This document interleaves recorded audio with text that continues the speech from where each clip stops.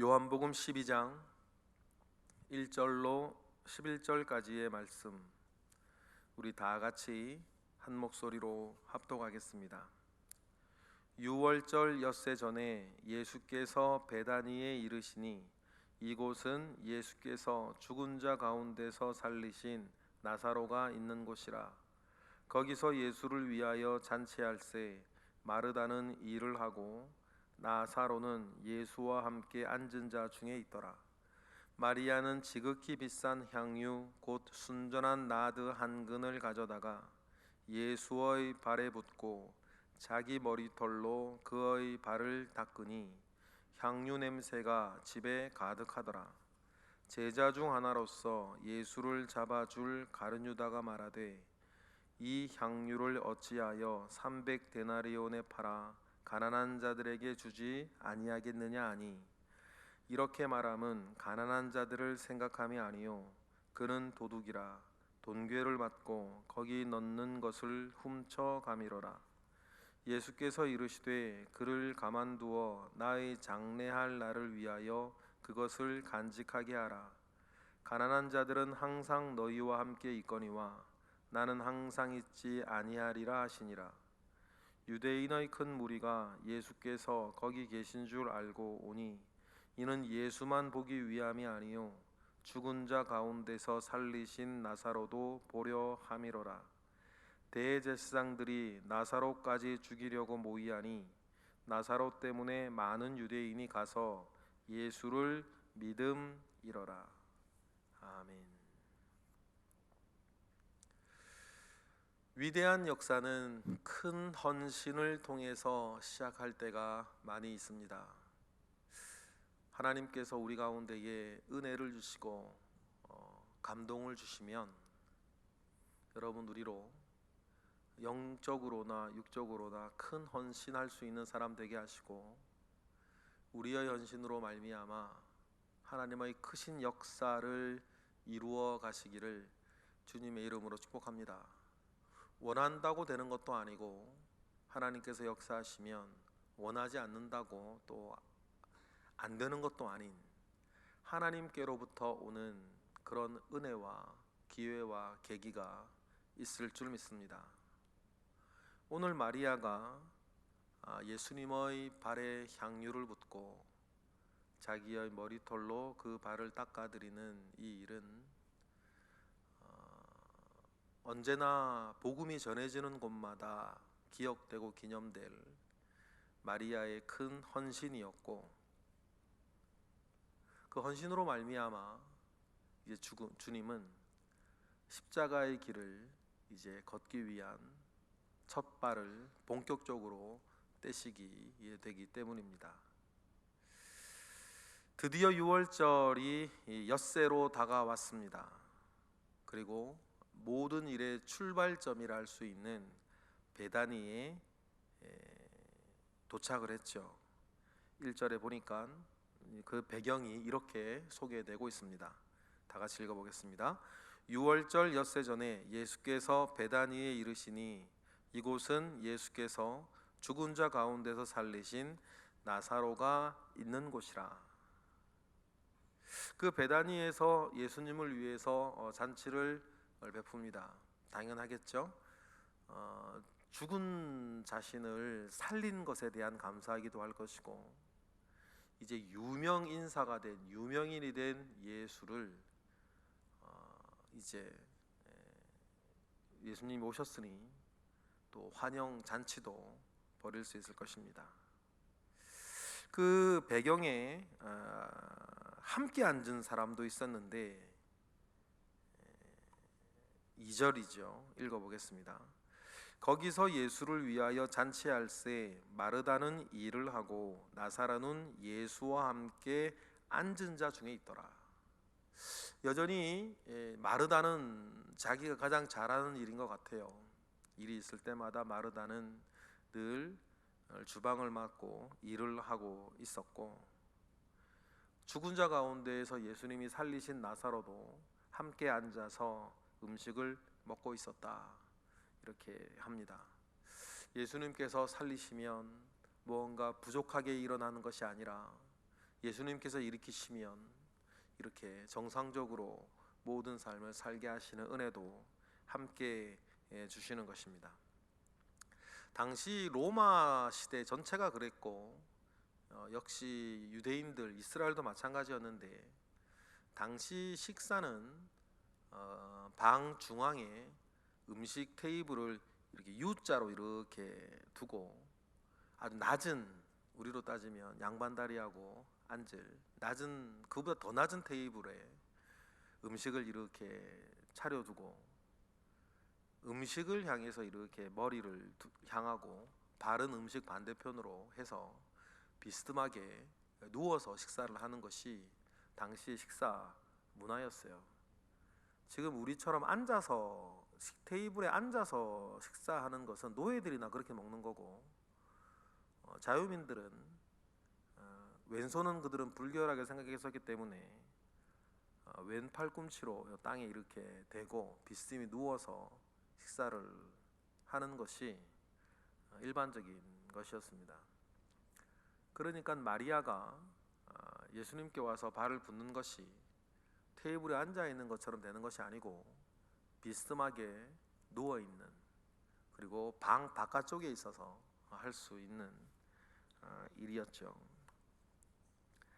그렇게 앉아서 나사로와 예수님은 비스듬하게 누워서 식사를 했대요. 그래서 당시에는 그래서 역류성 식도염 같은 것들이 되게 많았다 그래요. 왜냐면 누워서 식사를 하니까 당연한 일이죠. 어쨌든 그 문화가 그랬어요. 문화가 이제 그렇게 식사를 하고 있었습니다. 그렇게 식사가 한참 진행 중일 때에 마리아가 지극히 비싼 향유를 가지고 오죠. 3절을 읽어보겠습니다. 마리아는 지극히 비싼 향유 곧 순전한 나드 한 근을 가져다가 예수의 발에 붓고 자기 머리털로 그의 발을 닦으니 향유 냄새가 집에 가득하더라.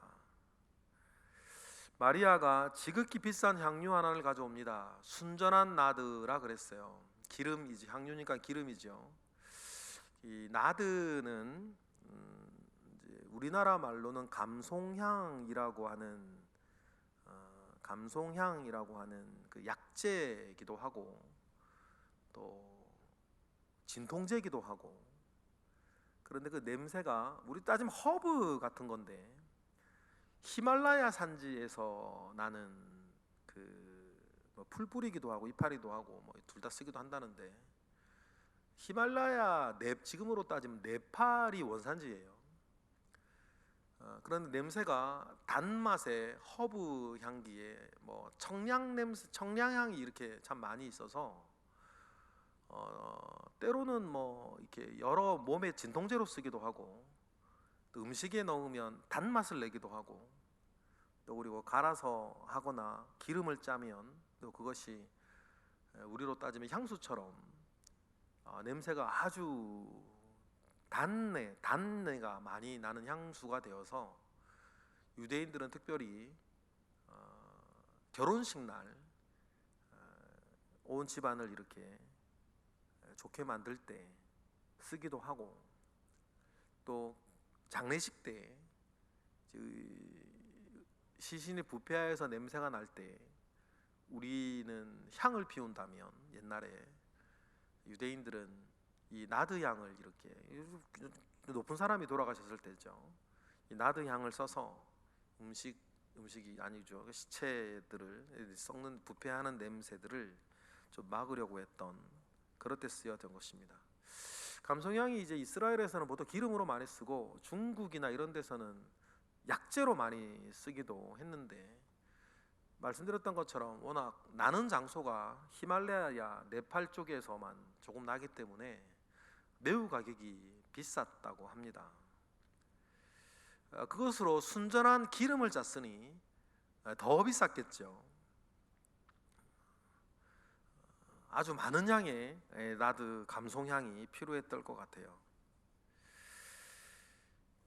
아주 비싼 것이었고, 가룟 유다의 나중에 이야기를 들어보면 한 사람의 1년 연봉 정도 300데나리온, 한 데나리온이 하루치 1당이니까 한 사람의 1년 연봉 정도 되는 아주 비싼 향유였다는 것을 우리가 알 수 있는데, 비싼 돈을 들여서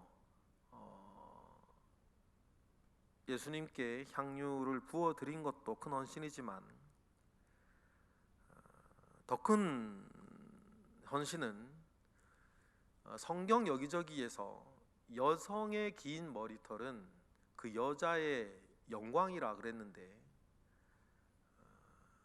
그 자기의 머리털로 기름을 붓고 예수님의 발을 닦아드리는 그 일들은 더 큰 헌신이라 얘기되어져서, 성경 두어 곳에 마리아에 대한 이야기를 할 때 향유를 붓고 꼭 함께 따라 부는 얘기가 뭐냐면, 자기 머리털로 발을 닦아 주었던 여인이라고 소개가 되어지니, 문화가 조금 다른 우리는 좀 피부에 와닿기는 좀 어려울 수도 있는데, 당시 여인이 자기의 머리로 그 발을 닦아주는 그 일들은 여인이 할 수 있는 아마 최고의 헌신으로 지켜보던 모든 사람들은 알게 되는 것이죠. 그걸 지켜보는 그 많은 사람들은 깜짝 놀랐었던 것 같아요. 깜짝 놀라서 말하고 기억할 정도로 마리아는 큰 헌신을 예수님께 하고 있는데, 우리가 기억할 것이 있어요. 우리 요한복음을 이렇게 묵상을 하면서 이런 큰 헌신을 하기까지 마리아의 지금 여태까지 우리가 보아왔던 두세 가지의 모습들이 있었던 거죠. 이렇게 큰 헌신을 할 수 있을 동안 우리가 첫 번째 기억하는 마리아의 헌신은 뭡니까? 예수님의 발치에 앉아서 말씀을 듣고 배우던 마리아예요.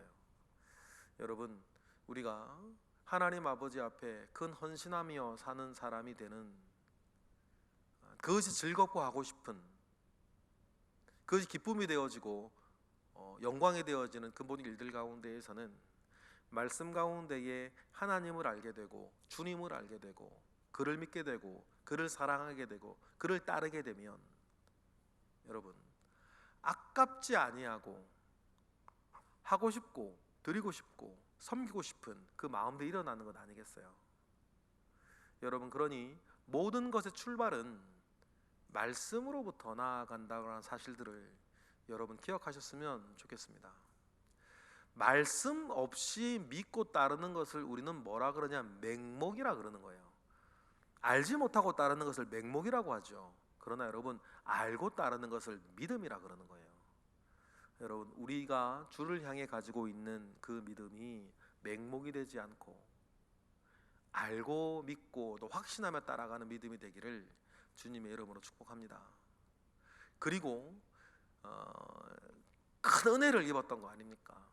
오라비가 죽었을 때 마리아 역시 마르다처럼 예수님께 hil난하고 실망도 하고, 주님이 함께 계셨으면 우리 오라버지가 죽지 않았을 거라고 그렇게 주님을 원망하게 됐었으나, 미워서 원망한 것은 아니었고, 우리가 살다 보면 그럴 때가 있죠. 사랑하기 때문에 원망되어지는 일들이 왜 없겠습니까?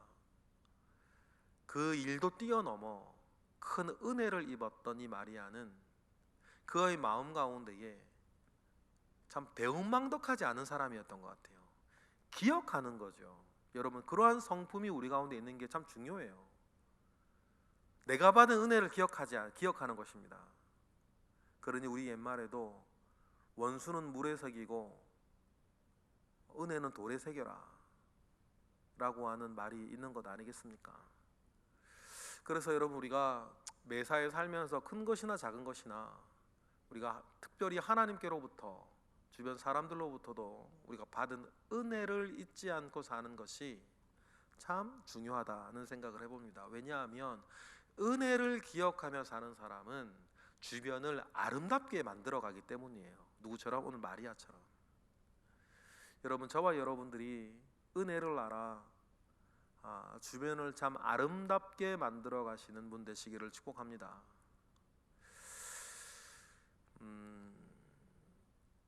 마리아의 그 헌신을 보고 주변 사람들은 깜짝 놀랐었고, 또 그 가운데에는 가룟 유다처럼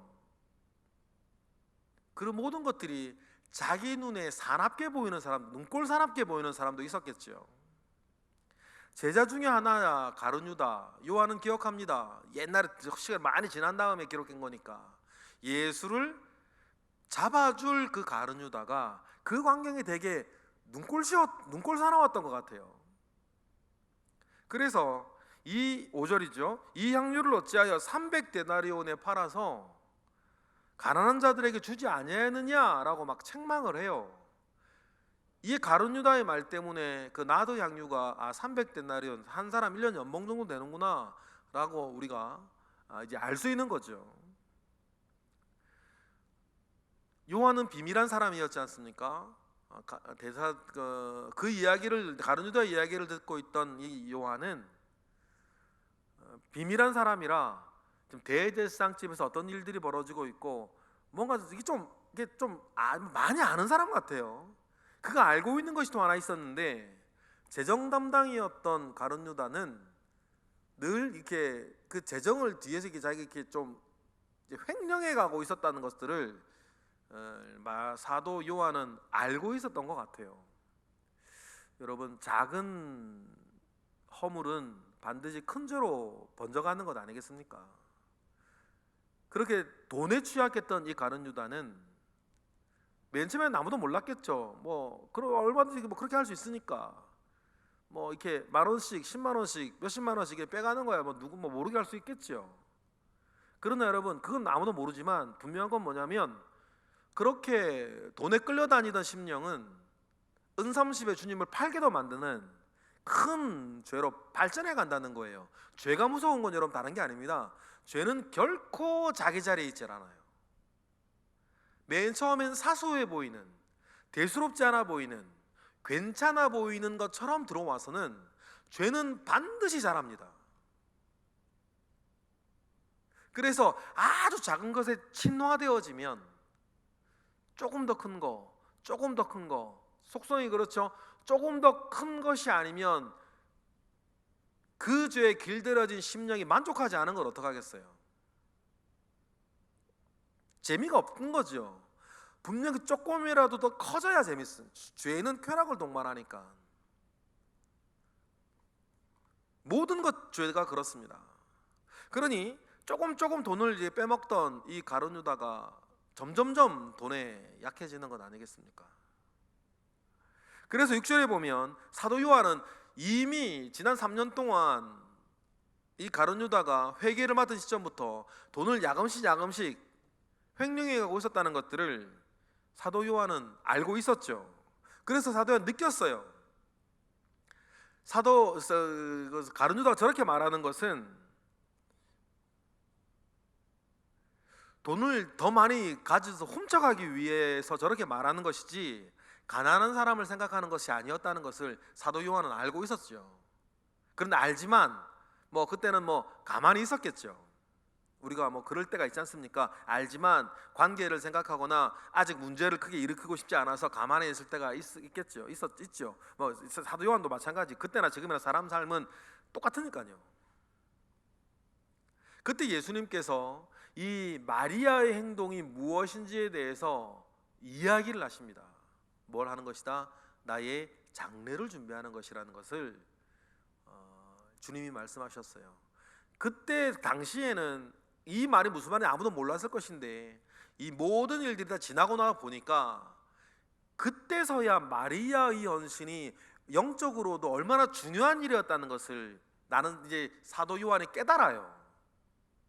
이미 6월절 엿새 전, 주님이 돌아가시기 엿새 전에 이미 마리아는 뭐 했다? 예수님의 장례 준비를 그렇게 했다는 것을 사도 요한이 아는 거죠. 마리아가 알고 있는지, 그냥 마리아도 큰 헌신을 했는데 알고 보니 그렇게 되었는지는 알 수 없는데, 주님은 그렇게 7, 8절에 마리아를 기억해 주셨다는 거죠. 7, 8절 우리 읽어보겠습니다. 시작. 예수께서 이르시되 그를 가만두어 나의 장례할 날을 위하여 그것을 간직하게 하라. 가난한 자들은 항상 너희와 함께 있거니와 나는 항상 있지 아니할 것이다 라고 주님 말씀하셨어요. 이 말이 무슨 뜻인지 제자들은 잘 몰랐을 수도 있습니다. 그러나 지나고 보니까 모든 것이 다 확실해지는 것 아니겠어요? 사도 요한의 기억에서부터. 그래서 주님은 어쩌면 가룟 유다의 말이 더 실용적인 말일런지도 몰라요. 이 300데나리온이나 되는 나를 이렇게 부어버리니 이걸로 가난한 자들에게 팔아주거나 선행을 하거나 귀한 데서 얼마나 좋겠냐라고 하는 것이 참 실용적인 말이고 경제적인 말인 건 맞는데, 여러분 우리가 또 기억할 게 뭐냐면 주님이 언제나 경제적이진 않았다. 주님이 언제나 실용적인 것만을 쫓아가진 않았어요. 왜? 우리가 너무 경제적인 것, 실용적인 것만 쫓아가다 보면 선한 일을 하거나 기념될 만한 일을 하지 못해요. 주님은 분명히 인자는 머리 둘 곳조차 없다라고 말씀하시면서 말씀하시는 것처럼 가난하게 사셨어요. 그러나 주님은 언제나 실용적이고 경제적인 것만은 따지지 아니하였다는 사실을 우리는 7, 8절에서 알 수 있는 거죠. 그래서 가난한 자들은 항상 너희들 곁에 있으나 나는 항상 너희에게 있지 아니하고 나의 장례를 미리 준비하는 것이니 마리아를 그만두어라. 그리고 이걸 뭐하라? 기념하라. 복음이 전파되어지는 곳마다 이 여인의 행동은 늘 말하여질 것이다 라고 다른 복음서에서는 그렇게 이야기를 하셨습니다. 이러고서 어떻게 됩니까? 주님의 대장정, 주님의 십자가의 길의 대장정은 이게 장례 준비를 마리아가 하는 것으로 시작이 됩니다. 한편 이때 9절, 10절, 11절의 일도 일어나고 있었어요. 9절에는 어떻게 합니까? 유대인들이 구경 오는 거. 예수님이 이제 유명인사가 됐어요. 나사렛 사건 이후로는 정말 너무너무 유명인사가 되어서 막 우리 뭐 한류 스타들이 막 외국 나가서 공항 갔을 때나 어디 막 사람 막 몰려드는 그런 것처럼 어딜 가든지 막 사람들이 예수를 보기 위해서 몰려들었고, 예수뿐 아니라 누구도 보려고요? 죽었다가 사가 났다고 하는 나사로도 보기 위해서 사람들이 막 몰려들었는데, 이 일이 빌미가 되죠. 어떤 빌미가 됩니까? 10절 읽어볼까요? 시작. 대제사장들이 나사로까지 죽이려고 모이하니, 이유는 11절, 나사로 때문에 많은 유대인이 가서 예수를 믿음이로라. 여기서 모여서 말하는 이 대제사장들 말입니다.